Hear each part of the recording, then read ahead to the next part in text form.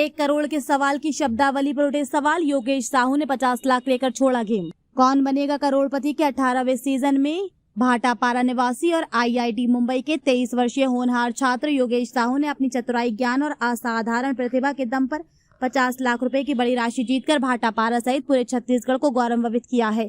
हालांकि 1 करोड़ रुपए के सवाल पर पहुंचने के बाद सवाल की शब्दावली को लेकर उनके मन में उठे संदेह ने पूरे मामले को चर्चा में ला दिया है। सदी के महानायक अमिताभ बच्चन के सामने हॉट सीट पर बैठे योगेश साहू ने लगातार कठिन सवालों के सही जवाब देते हुए 1 करोड़ रुपए के 15वें सवाल तक का सफर तय किया।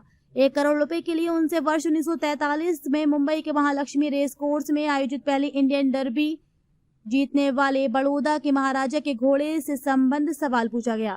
सवाल के 4 विकल्प थे: princess beautiful, Regal domain, star of Gwalior और प्रिंस प्रदीप। इस सवाल का सही ऐतिहासिक उत्तर प्रिंसेस ब्यूटीफुल था, लेकिन योगेश इस उत्तर को लेकर पूरी तरह आश्वस्त नहीं थे।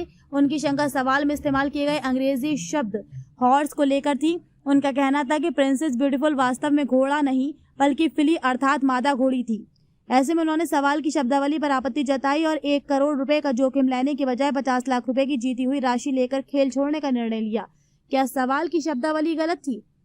घोड़दौड़ की तकनीकी भाषा में कम उम्र की मादा घोड़ी को फिली कहा जाता है, जबकि वयस्क मादा घोड़े को मेयर कहा जाता है। ऐतिहासिक अभिलेखों में प्रिंसेस ब्यूटीफुल को फिली के रूप में दर्ज किया गया है। वहीं वर्ष 1943 में पहले इंडियन डर्बी जीतने वाली घोड़ी थी।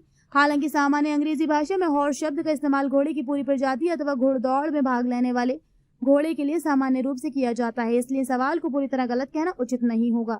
लेकिन 1 करोड़ रुपए जैसे महत्वपूर्ण सवाल में यदि रेस हॉर्स अथवा सीधे फिली जैसे अधिक स्पष्ट शब्दों का इस्तेमाल किया जाता तो प्रतियोगी के सामने भ्रम की स्थिति पैदा नहीं होती। चारों विकल्पों में कौन घोड़ा और कौन घोड़ी?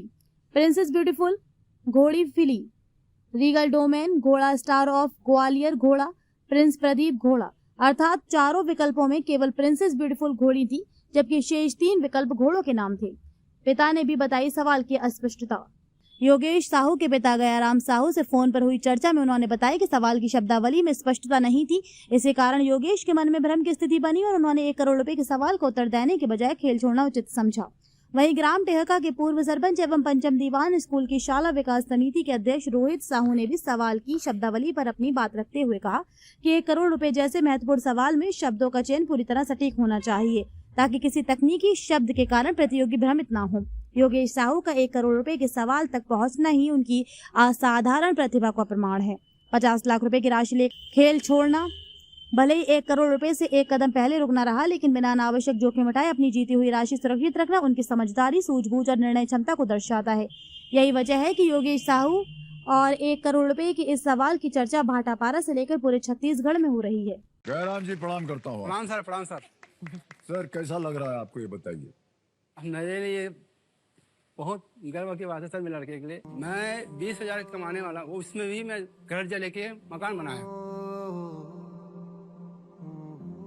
11,000 रुपये मैं घर लेके जाता हूँ, 9,000 रुपये उसमें कटवाता हूँ।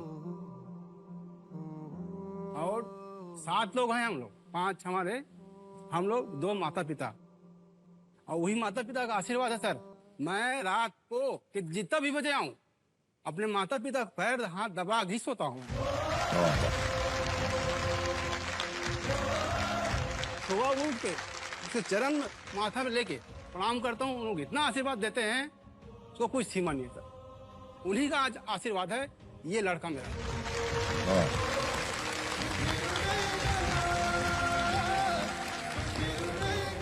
बहुत अच्छे विचार हैं आपके, और जिनके विचार अच्छे होते हैं सर, वो आसमानों को छू लेते हैं, मेरा ऐसा मानना। बहुत बहुत बधाई आपको अपने विचारों को